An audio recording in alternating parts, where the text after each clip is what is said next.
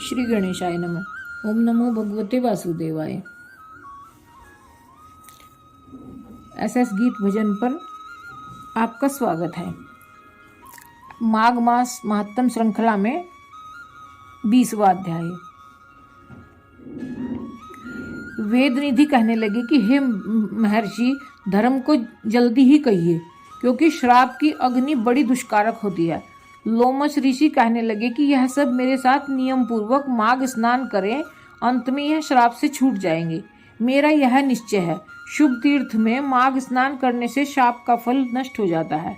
7 जन्मों के पाप तथा इस जन्म के पाप माघ में तीर्थ स्थान पर स्नान करने से नष्ट हो जाते हैं।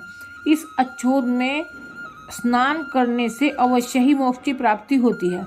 राजसूय और अश्वमेध यज्ञ से भी अधिक फल माघ मास स्नान से होता है। अतएव संपूर्ण पापों का सहज में ही नाश करने वाला माघ स्नान क्यों न किया जाए। श्री गणेशाय नमः। ओम नमो भगवते वासुदेवाय।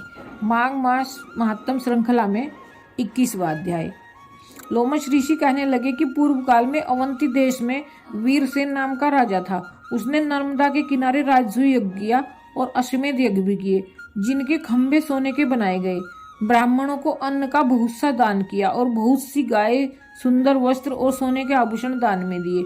सब देवताओं का भक्त और दान करने वाला था। अब भद्रक नाम का एक ब्राह्मण, जो अत्यंत मूर्ख, कुलहीन, कृषि कार्य करने वाला, दुराचारी तथा अधर्मी था, वह बंधु बांधवों का त्यागा हुआ इधर उधर घूमता हुआ देव यात्रियों के साथ प्रयाग में आया और माघ में उनके साथ 3 दिन तक स्नान किया। वह 3 दिन में ही निष्पाप हो गया। फिर वह अपने घर चला गया। वह ब्राह्मण और राजा दोनों एक ही दिन मृत्यु को प्राप्त हुए। मैंने इन दोनों को बराबर इंद्रलोक में देखा। तेज, रूप, बल, स्त्री, वस्त्र और आभूषणों में दोनों समान थे। ऐसा देखकर उसके महात्म्य को क्या कहा जाए।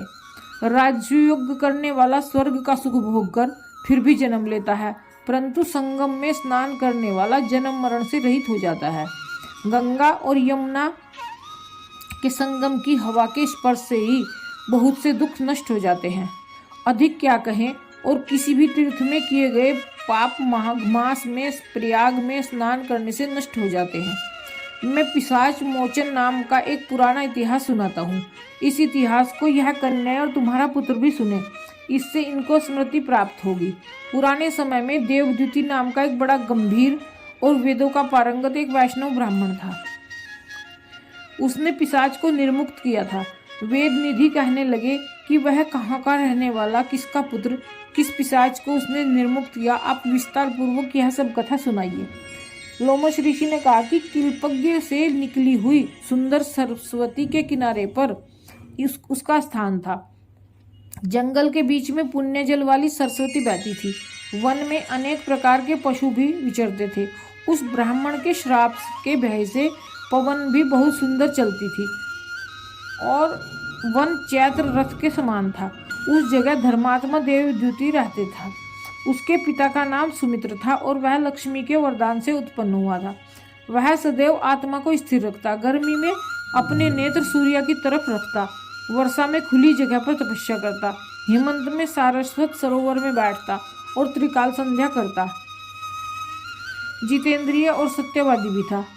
अपने आप गिरे हुए फल और पत्तियों का भोजन करता। उसका शरीर सूखकर हड्डियां मात्र रह गई थी। इस प्रकार उसको तप करते हुए वहां पर हजारों वर्ष बीत गए। तप के प्रभाव से उसका शरीर अग्नि के समान प्रज्वलित था। विष्णु की प्रसन्नता से ही वह सब कर्म करता। दधीचि ऋषि के वरदान से ही वह श्रेष्ठ वैष्णव हुआ था। एक समय उस ब्राह्मण ने बैसाख महीने की एकादशी को हरि की पूजा कर उनकी सुंदर स्तुति तथा विनती करी। उसकी विनती सुनकर भगवान उसी समय गरुड़ पर चढ़कर उसके पास आए।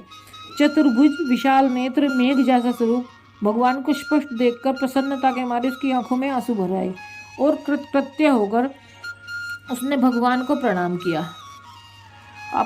उसने अपने शरीर को भी याद न रखा और भगवान के ध्यान में लीन हो गया। तब भगवान ने कहा कि हे देवद्युति, मैं जानता हूँ कि तुम मेरे परम भक्त हो। मैं तुमसे अति प्रसन्न हूँ, तुम वर मांगो। इस प्रकार भगवान के वचन सुनकर प्रेम के मारे लड़खड़ाती हुई वाणी में कहने लगा कि हे देवाधिदेव, अपनी माया से शरीर धारण करने वाले आपका दर्शन देवताओं को भी दुर्लभ है। अब आपका दर्शन भी हो गया, मुझको और क्या चाहिए। मैं सदैव आपकी भक्ति में लगा रहूं। भगवान उसके वचन सुनकर कहने लगे कि ऐसा ही होगा, तुम्हारे तप में कोई बाधा नहीं पड़ेगी। जो मनुष्य तुम्हारे गए स्तोत्र को पढ़ेगा उसकी मुझ में अचल भक्ति होगी, उसके धर्म कार्य सांगोपांग होंगे और उसके ज्ञान में परम निष्ठा होगी। बोलो श्री कृष्ण भगवान की जय, विष्णु भगवान की जय। इस प्रकार 21वां अध्याय समाप्त।